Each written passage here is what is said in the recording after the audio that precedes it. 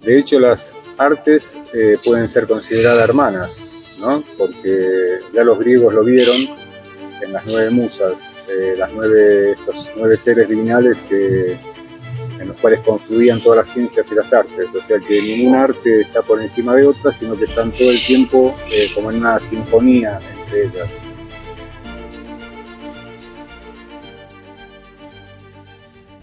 Bueno, bienvenidos nuevamente a una edición del podcast, todos y todas. Hoy tengo el gusto, el honor, el placer de entrevistar a quien ha sido un gran referente para mí en la escuela. De esos maestros, me gusta decir que uno no se olvida, ¿no? que lo han marcado. Marcelo Caterinolo. Marcelo, gracias por estar acá, por formar parte de Qué Me Llevo y por recibirnos en tu casa.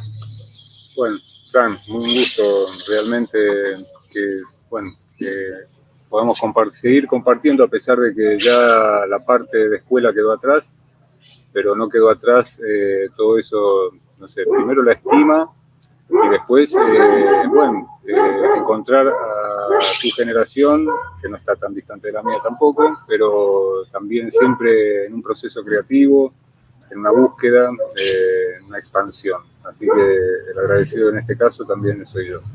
Bueno, un placer, un gusto estar acá y compartir este momento en tu casa, con tu taller de fondo, que me encanta que así sea.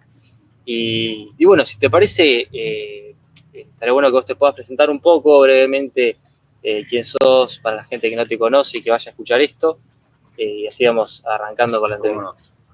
Bueno, mi nombre es Marcelo, me dedico a la escultura y a la docencia.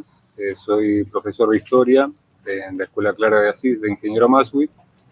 Vivo acá en Ingeniero Maswich justamente hace ya 27 años. Y bueno, acá creció mi familia, acá crecimos nosotros, acá se ha formado todo el punto, digamos, de hogar y de taller que, bueno, me viene acompañando de todo este tiempo.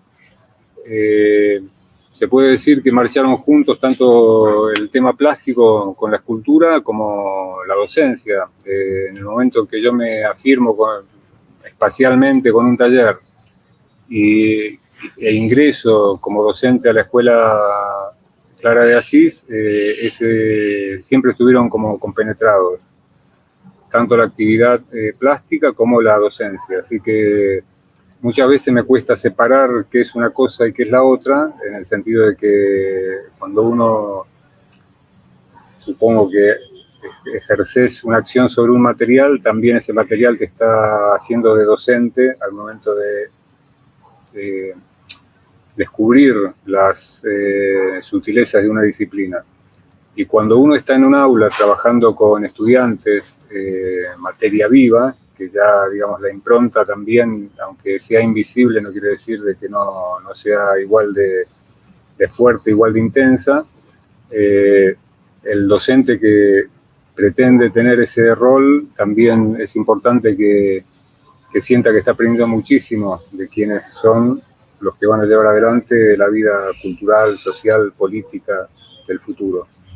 Así que bueno, esas es un poco mis aspiraciones y mis ganas de seguir. La verdad que la motivación sigue intacta a través de los años, más ahora a cabeza de año que uno retoma la actividad docente, volvés a restaurar los vínculos y los votos internos que uno hace con la actividad docente, ¿no?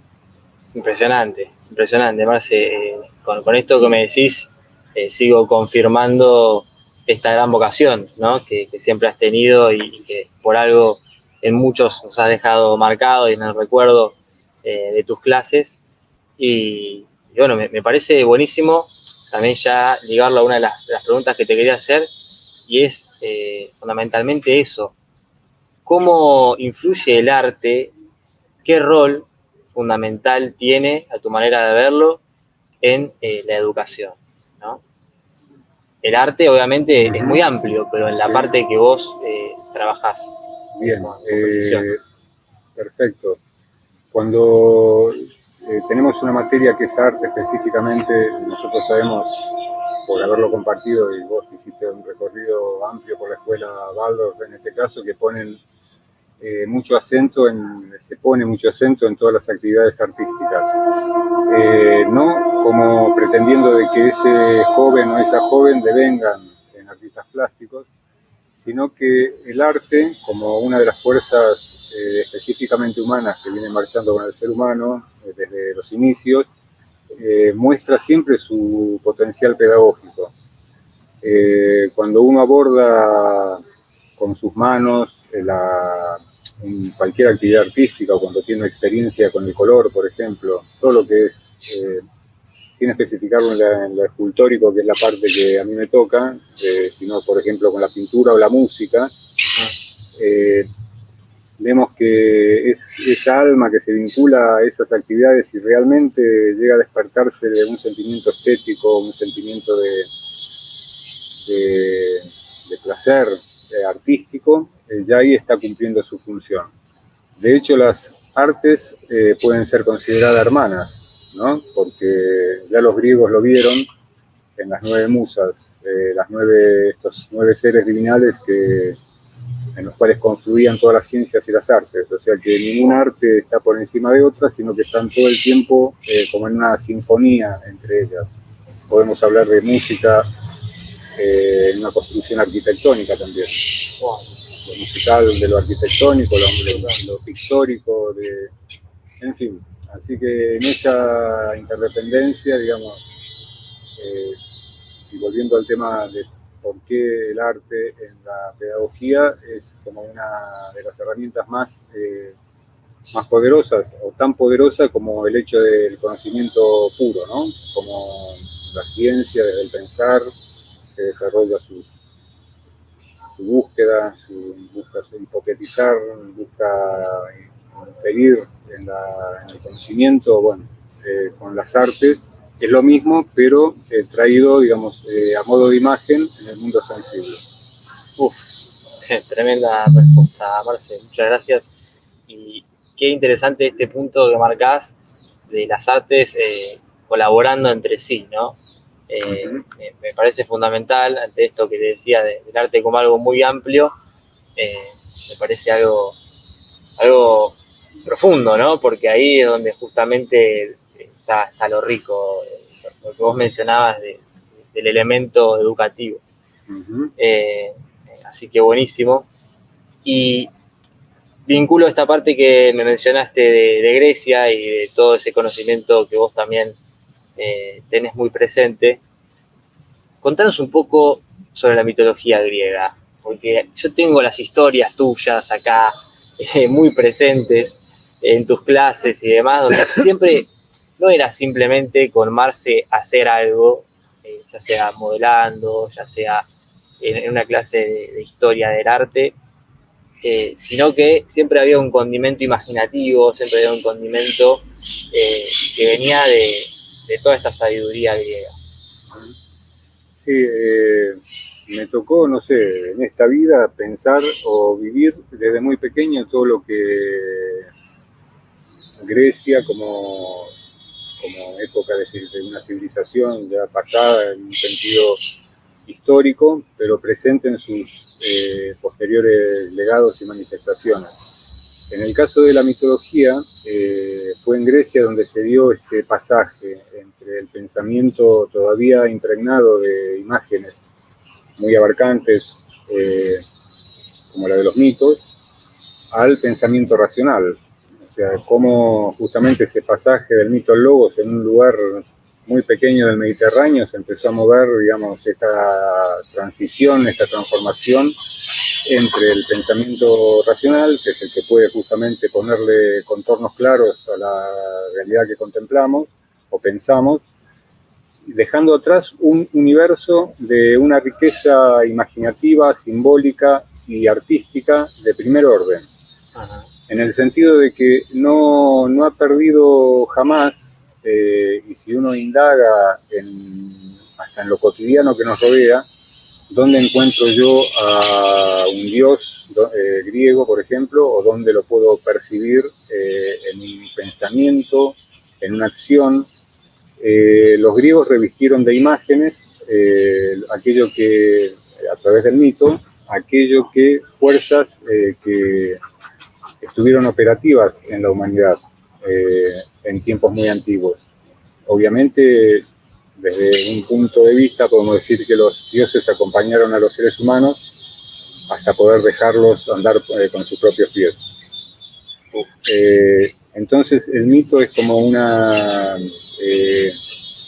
cuando, por ejemplo, volviendo al mito, o pensando en el mito, muchas veces se cree o se sostiene de que el mito fue una construcción racional, ¿no? Porque están tan interpenetradas unas imágenes con otras y unas historias con otras que pareciera que responden a un cuerpo altamente organizado el cual fue dado desde el intelecto, desde un pensamiento racional. Pero sería contradictorio porque el pensamiento racional viene después del mito que ya apareció totalmente configurado en la cultura griega. Así que bueno, todo eso misterioso es un poco lo que a mí me gusta. Por supuesto que no desde este lugar, ¿no? Sino que los relatos de los mitos eran como eran eso, un relato, de alguna manera, ¿no? Un relato que ya cargado de imágenes y de símbolos que movilizan, obviamente, fuerzas de aprendizaje, estéticas, de muchos campos, ¿no? En el ser humano. El mito y el ser humano van juntos. De la mano, tal cual. Qué interesante este punto que marcás, porque justamente ahí hay algo, ¿no? En esto de que simboliza un mito, una leyenda, ¿no? Una historia mediante ciertos personajes, puede simbolizar muchas cosas, y bueno, este debate que me decís, ¿no? Como de dónde viene, o qué fue primero, o desde dónde se puede entender cada historia, qué interesante. Y quiero saber, vos me decís desde muy joven te tocó estar conectado, ahora, ¿cómo impactó la mitología griega, la historia griega en tu vida? Y también, si querés contarnos algún mito que te haya marcado mucho. Me intriga, ¿no? En algún momento de tu vida. Bueno, sí, mira, en principio fue algo de muy temprano, que unos libros viejos, o sea, viejos de aspecto y viejos obviamente porque la Ilíada y la Odisea son muy antiguos. En la casa de mis padres había 2 ejemplares, 2 libros, uno la Ilíada y otro la Odisea, yo todavía creo que recién empezaba a leer y me atraía mucho la imagen de un casco que llevaba una mujer muy severa, con una túnica, un escudo apoyado hacia en su pierna izquierda y una lanza y una mirada hacia el costado en un diseño medio sepia, naranja y negro, o rojo y negro.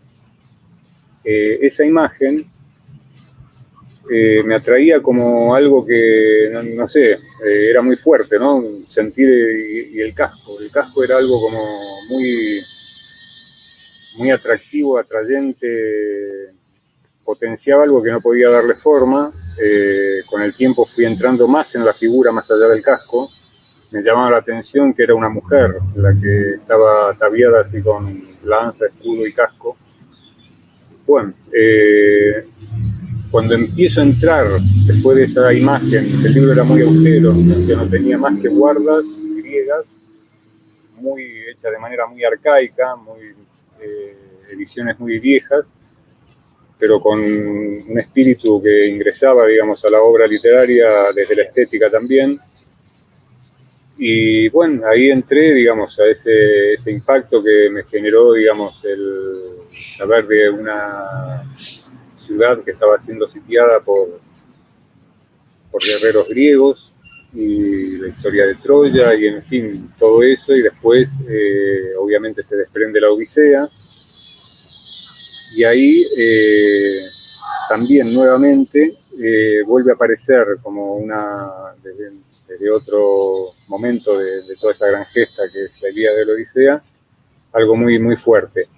A medida que fui creciendo, me entero que gran parte, ya lo leía en el libro cuando era chico, gran parte de todo donde transcurre la Odisea es en el sur de Italia, en la Magna Grecia, en Sicilia, que es de donde es mi papá.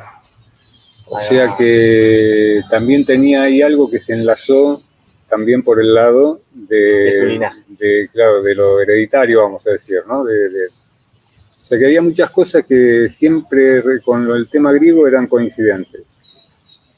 Obviamente yo no soy griego de nacimiento. Pero un poco te sentís, ¿o no?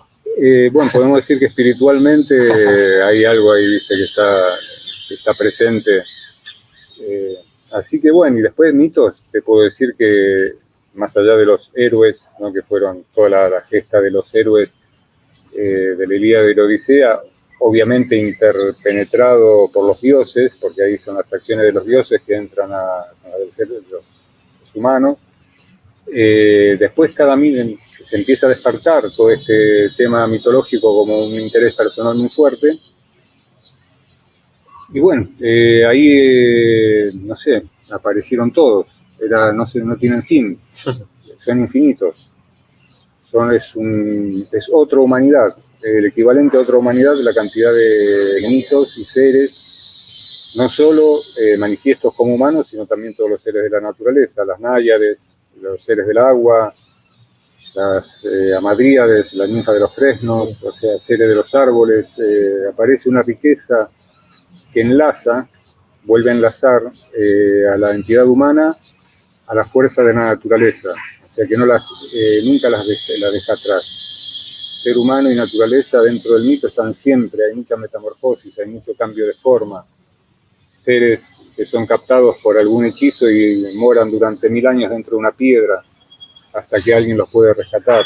Por ejemplo, un titán encadenado a una roca, a una montaña donde un águila le devora el hígado.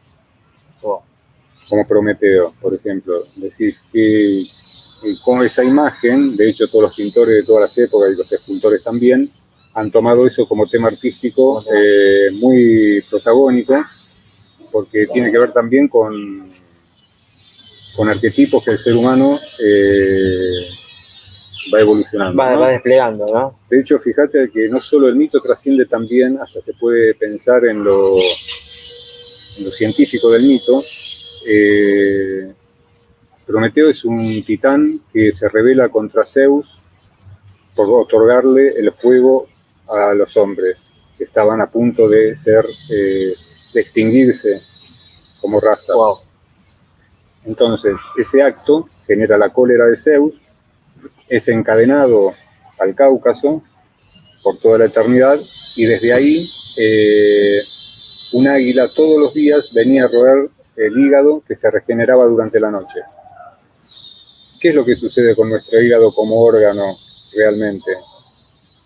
Durante el día está sometido a todas las fuerzas de la vigilia, lo catabólico, lo que nos cansa, el decurso normal de un día, devora nuestro hígado.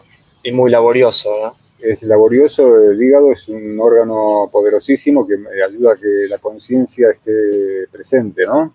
Si nuestro hígado no se encargara de mantener las funciones vitales en equilibrio, nuestra cabeza, nuestra mente no podría pensar. No podríamos desarrollar una vida de pensamiento. Y eso se regenera a la noche. Entonces, de hecho, el hígado de Prometeo se regeneraba durante el sueño y emergía el otro día para que el águila de la conciencia, Zeus, la cabeza, vuelva a tocar esa vitalidad, ¿no? Nuestra vida de pensamiento se puede realizar porque la vitalidad es como quemada. Impresionante. Mirá cómo enlaza, ¿no? Por ejemplo, ¿no? Hay tantas imágenes en ese sentido que el mito, obviamente que hay varios autores, varias corrientes, varias vertientes del mito, hay muchas formas de abordarlo. De interpretación. Sí. Y después vivenciarlo a la manera que cada uno quiera, ¿no? Totalmente. Bueno, y ligado a eso, me va llevando a preguntarte tu vivencia. el día a día. ¿Cómo es el día a día de un griego occidental, como decís vos? Y cómo proyectas tu vida, tu filosofía, si querés contar un poco. Sí, bueno, Fran, viste, de paso, lo de griego de Occidente es porque así los conocían a los griegos en Sicilia, Ah, mira. ¿no? O sea, los griegos sicilianos, los griegos del sur de Italia, eran llamados griegos de Occidente por los griegos del continente griego. Está claro, porque eran del otro lado. Exacto, claro. Entonces como siciliano, claro, vos sos siciliano. Quedó ahí el griego de Occidente. Pero que se puede traspolar al griego de Argentina también, ¿no? Claro, sí, bueno, porque venimos un poco más para acá. Occidente, exactamente. Bueno, mira, el día a día es como creo que la mayoría de los humanos, que más o menos arranco el día con ya la previa del día anterior, es un poco también preparar